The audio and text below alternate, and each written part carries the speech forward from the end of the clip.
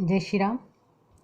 अलीराजपुर नगर की मातृशक्तियों को स्वतंत्रता दिवस की आत्मीय शुभकामनाएं। पिछले दिनों आज की नारी ग्रुप में एक अभियान चलाया कि सभी भगिनियां अपने अपने विचार या प्रस्तुतियां यहाँ रखें। मुझे भी बहनों का आग्रह था कि आप भी अपने विचार रखें। व्यस्तताओं के चलते मैं थोड़ा सा देरी से अपने विषय को रख पाई हूँ।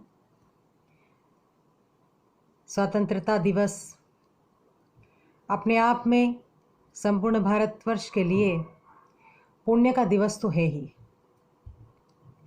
हमारे आत्मगौरव का विषय भी है।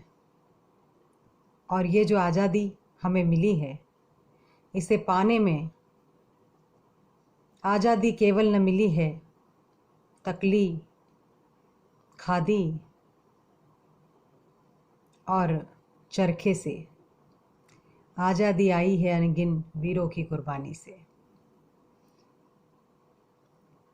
एक समय की बात है, क्रांतिकारी गतिविधियां जोरों पर चल रही थी। 1899 में पूना के क्रांतिकारी चाफेकर बंधुओं को मृत्युदंड दिया गया था।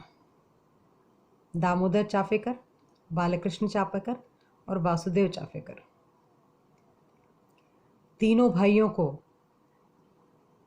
आज़ादी की लड़ाई लड़ते हुए अपने संपूर्ण तन मन धन प्राण भी अर्पित करना पड़े थे। मृत्युदंड के पश्चात उनके अद्भुत बलिदान का पता जब भगिनी निवेदिता को चला तो उनके मन में आया कि ऐसे क्रांतिकारी शहीद देशभक्त पुत्रों की माताओं से मिलना चाहिए, और उन्हें मिलने की इच्छा जागृत हुई।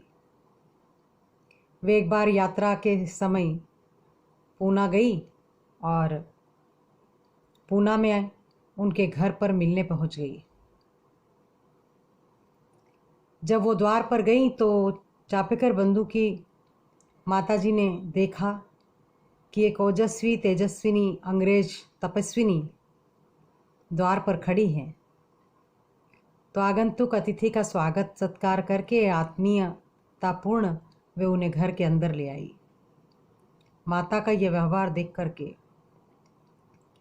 भगिनी निवेदिता के आंखों से अश्रु की धार बहने लगी। चाफेकर बंधुओं की माँ कहने लगी, तुम क्यों रोती हो? मेरे 3 नहीं अगर और पुत्र भी होते तो मैं उनको भी राष्ट्र के प्रति अर्पित कर देती। भगिनी निवेदिता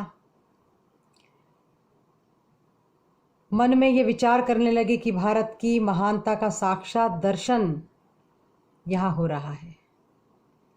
उन्होंने अनुभव किया कि भारत का सामान्य जन भी पश्चिम के विद्वान, मनीषी, विचारक, दार्शनिक से कहीं अधिक समझदार है।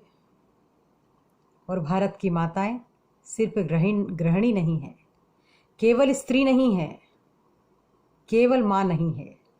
वो राम की, कृष्ण की, शिवाजी की, महाराणा प्रताप की, चंद्रशेखर आज़ाद की, भगत सिंह की, सुखदेव की, सुभाष चंद्र बोस की, उनको गढ़ने वाली संपूर्ण विद्यापीठ है, शिक्षण संस्थान है,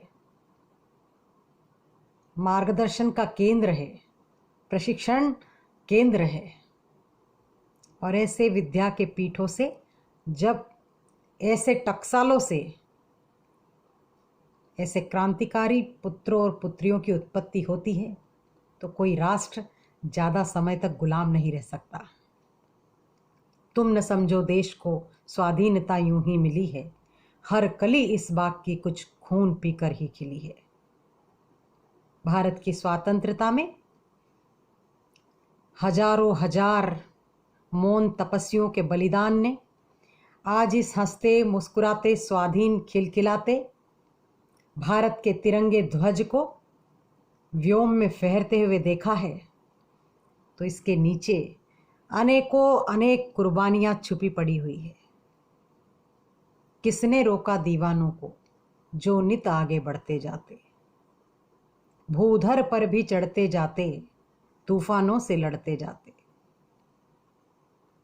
बचा बचा कर जो फूलों को, चूमा करते जो शूलों को, कभी समझ पाई क्या दुनिया उनके तीखे अरमानों को। आज स्वतंत्र भारत उन्होंने अपने बलिदान के स्वरूप हमको दिया है। इस स्वाधीनता को, इस स्वतंत्रता को, इस अखंडता को, भारत की संपूर्ण शाश्वत संस्कृति को बचाने, सहेजने, संवारने और संवहन करने का कार्य अब हम पर है। उन्होंने स्वराज्य दे दिया हमको सुराज्य स्थापित करने की संपूर्ण कोशिश में लग जाना चाहिए। और इसी ध्येय को, प्रण को, इसी लक्ष्य को जागृत करते हुए संपूर्ण भारतवासी एक ही स्वर में यही करे कि विश्व का हर देश जब भी दिग्भ्रमित हो लड़खड़ाया, लक्ष्य की पहचान करने इस धरा के पास आया। संसार आज के इस वैश्विक महामारी के दौर में भारत की शांति, तन्मयता, गांभीर्यता, चारित्रता, चैतन्यता को देख करके अभिभूत है। वो सीख रहा है कि संपूर्ण भारत ने सदियों सदियों संघर्ष करके आज़ादी का आलोक प्रभावित किया है। और इस प्रभा को, इस उषा को, इस आभा को, इस स्वातंत्र्य के स्वर्णमयी सूर्य को हम सबको सहेज कर संभाल कर रखना है। भगिनियों, इतना कहकर मैं अपनी वाणी को विराम देती हूँ। वंदे मातरम। जय श्री राम।